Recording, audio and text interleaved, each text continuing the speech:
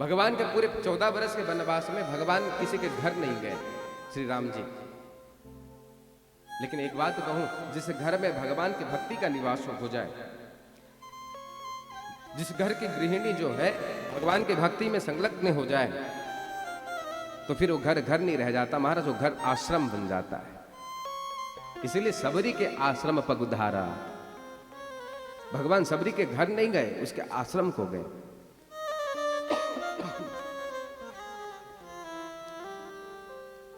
एक दिन सबरी क्या देखती है कि सैकड़ों के तादाद पे, हजारों के तादाद में वन्य पशु लाकर बांधे जा रहे हैं आंगन में। सबरी ने अपनी मां को बुलाकर पूछा कि मां, ये इतने वन्य पशु क्यों बांधे गए? मैया ने कहा कि सबरी, ये सब कल जो तेरी विवाह है ना, उसमें जो हमारे अतिथि आएंगे उन सबको काट कर परोसा जाएगा। मैया कहकर तो चली गई। सबरी के मन में संकल्प बिगल, सबरी घबरा उठी कि मेरी एक शादी के लिए, मेरा एक विवाह के लिए इतने वन्य पशुओं की हत्या होगी, इन सब को बेचारों का अपने जान गंवाना पड़ेगा। रात्रि के अंधकार में सबरी जाती है और जाकर सभी वन्य पशुओं को एक एक कर बंधनों से मुक्त करती है, रस्सी को खोलने लगती है महाराज। जब खोलने लगी तो ये जो पशु थे ये सबरी की ओर देख इस प्रकार देखने लगे मानो ये मन से ऐसा कहते हैं कि हे सबरी, आज तूने हमें इस बंधन से मुक्त किया है, जा हम ठाकुर जी से प्रार्थना करेंगे, भगवान से प्रार्थना करेंगे कि भगवान भी तुझे इस भवबंधन से मुक्त कर देगा। राधे राधे बोलना पड़ेगा। सबरी, तूने हमें इस बंधन से मुक्त करके हमें प्राणों की रक्षा करी है, हम भी भगवान से प्रार्थना करेंगे कि भगवान तेरे प्राणों की रक्षा करेंगे। एक एक कर सबरी ने सबको बंधन मुक्त किया, लेकिन मन में वही भय जागृत हो गया कि यदि मैं यहाँ रही, मेरी शादी हो गई, मेरा विवाह फिर से तय हो गया, तो फिर ऐसे हजारों जीवों की हत्या होगी। सबरी ने मन में निश्चय कर लिया कि अब जीवन पर्यंत विवाह ही नहीं करूंगी। क्या करूं? तो बोले अब घर में रहूंगी तो ये विवाह का जो झमेला है ये तो हमेशा बना रहेगा, तो घर ही त्याग देती हूं। कोई गांव में जाऊंगी, कोई नगर में जाऊंगी, तो हो सकता है गांव वाले आकर मेरे पिताजी को सूचित कर दें कि आपकी बेटी हमारे गांव में है, तो गांव में रहना ठीक नहीं होगा। कहाँ रहूं? तो बोले वन्य में जाकर रहूंगी। सबरी का मन मानो इस परमार्थ के कार्य के बाद केवल भगवान के चरणों में अनुरक्त हो चुका था। सबरी का अनुराग नित्य प्रति बढ़ता जा रहा था। स्वयं को छुपा कर सबरी रखने लगी, लेकिन इसने अपने पिताजी से एक बात सुनी थी। क्या?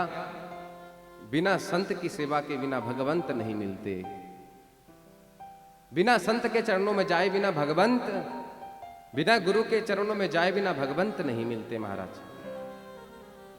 तो सबरी ने विचार किया कि मैं यदि संत की सेवा नहीं करूंगी तो मुझे भगवान नहीं मिलेंगे, क्या करूं? सबरी स्वयं को उस वन की झाड़ियों में छुपा कर रखती। मन में दैन्य भाव था सबरी के। विचार करती कि एक तो मैं नारी और अधम जात की, देखो ये सबसे महत्वपूर्ण बात है। हम सब अपने गुमान में फूल जाते हैं कि हम इतने बड़े पद में बैठे हुए हैं, इतने बड़ी जात के हैं, इतना ज्ञान है हमारे पास, इतना धन है हमारे पास, लेकिन भगवान इन सभी से नहीं रिझते प्यारे। भगवान यदि रिझते हैं तो आपके मन की दीनता से। इसलिए भगवान का एक नाम है दीन बंधु। हम कहते हैं ना दीन बंधु, दीन दयाल, ये सब भगवान के नाम होते हैं। स्वयं को दीन बनाना सीख जाओ प्यारे, ओ तुम्हारा बंधु बन जाएगा, तुम्हारा सखा बन जाएगा। भगवान यदि रिझते हैं तो दीनता से, मन में दैन्य भाव लाना चाहिए। सबरी के मन में सबसे विशेष बात थी कि सबरी के मन में दैन्यता थी। सबरी हमेशा विचार करती थी कि मैं एक तो नारी हूं और हूं अधम जात की, तो मेरी सेवा क्या संत स्वीकार करेंगे? मैं किस प्रकार संत की सेवा करूंगी?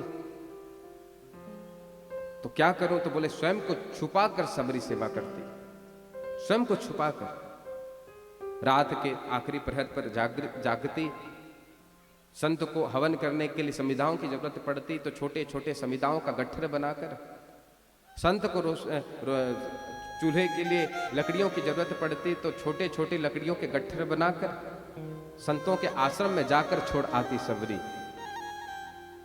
जिस मार्ग से संत जो है स्नान करने के लिए जाते, पूरे रात भर सबरी उस मार्ग को गुहार लगाती।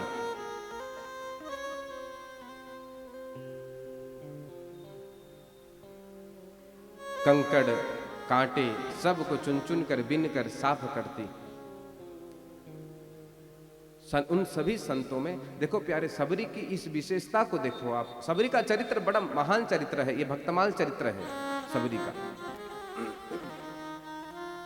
हम सेवा करते हैं, सबरी कहना चाहती है कि यदि संत की सेवा करो, गुरु की सेवा करो, भगवान की भी सेवा करो, दीनहीन की भी सेवा करो, तो स्वयं को छुपा कर करो महाराज। वही सेवा का फल आपको मिलेगा जिन सेवा में आप स्वयं को छुपाना सीख जाओ। आज सबसे बड़ी विडंबना यही है, हम सेवा तो करते हैं लेकिन हमारे मन में कहीं ना कहीं ये कामना रहती है कि भाई संसार को पता लगे, संसार देखे कि हम देखो कितनी सेवा कर रहे हैं, हम कितने बड़े सेवक हैं।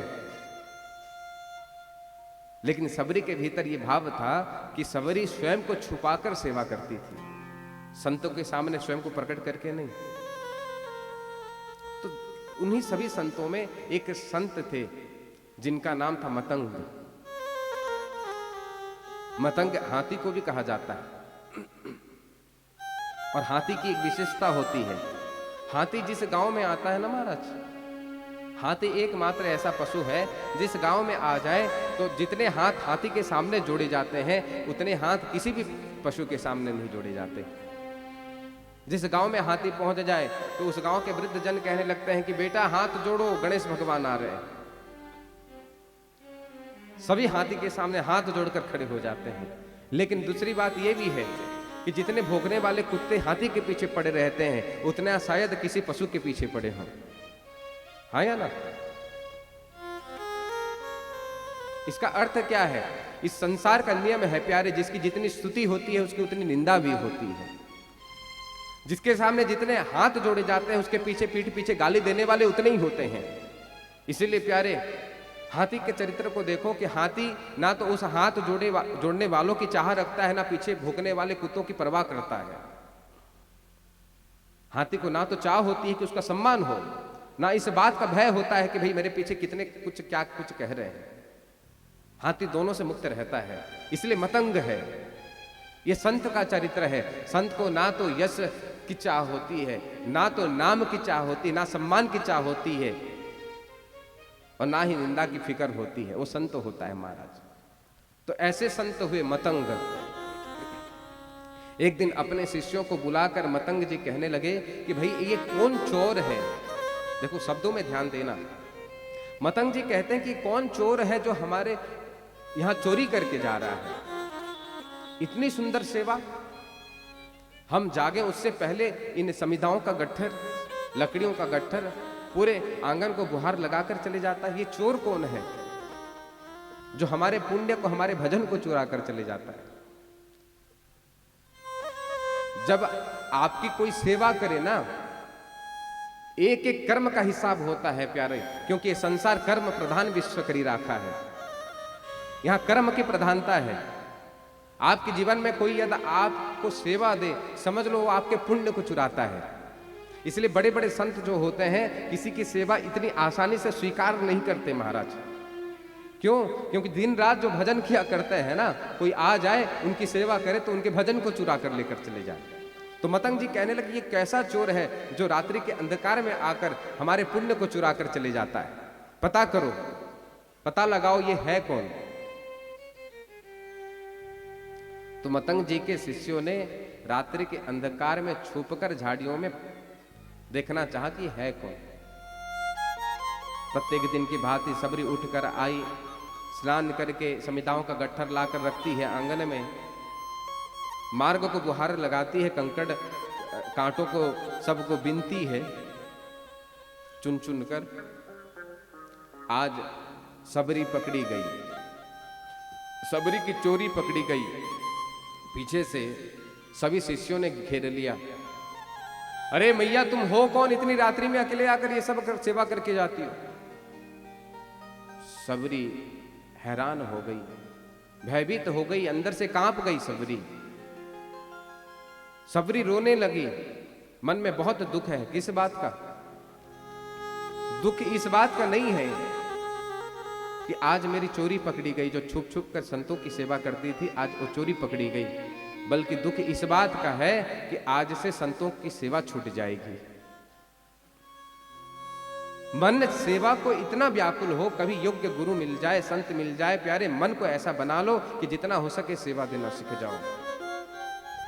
आज सबरी के मन में ये भाव जागृत हो गया कि आज मेरी सेवा छूट जाएगी, आज से अब ये संत मेरी सेवा स्वीकार नहीं करेंगे। सबरी रोने लगी। मतंग जी आए, सबरी को देखा, कहने लगे वाह बेटी, क्या कमाल कर दिया तुमने, मैं बहुत खुश हूं। और देखो सबरी के जीवन में कैसे विषम परिस्थिति है। स्वयं के को रखने के लिए सबरी कोई पर्ण कुटीर का भी निर्माण नहीं करती कि संतों को पता लग जाएगा। झाड़ियों में छुप छुप कर रहती, क्या धूप, क्या ठंड, क्या वर्षा, सभी परिस्थितियों में रहती सबरी, फल मूल कंद मूल आदि खाकर। आज मतंग जी इतने गदगद हो गए, सबरी को स्वयं जाकर मतंग जी कहते हैं कि हे सबरी, तेरी सेवा से मैं प्रसन्न हूं।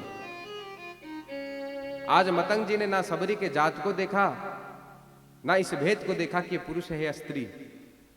स्वयं आकर सबरी को नाम मंत्र की दीक्षा दी और अपने ही आश्रम में एक पन्न कुटीर का निर्माण करवाया और कहने लगे कि सबरी, आज से तुम हमारे साथ इसी पन्न कुटीर में रहोगे। ये बात जितने संत थे ना, किसी को पसंद नहीं आया। देखो मैं कल कह रहा था ना कि गुरु को खोजने की आवश्यकता नहीं है, भगवत कृपा से गुरु आपको स्वयं खोज लेगा। जिस प्रकार सबरी को मतंग जी ने खोज लिया, सबरी ने कभी गुरु मतंग से गुरु दीक्षा नहीं मांगी, स्वयं आगे बढ़कर गुरुजी ने सबरी को गुरु दीक्षा दी, नाम मंत्र दिया।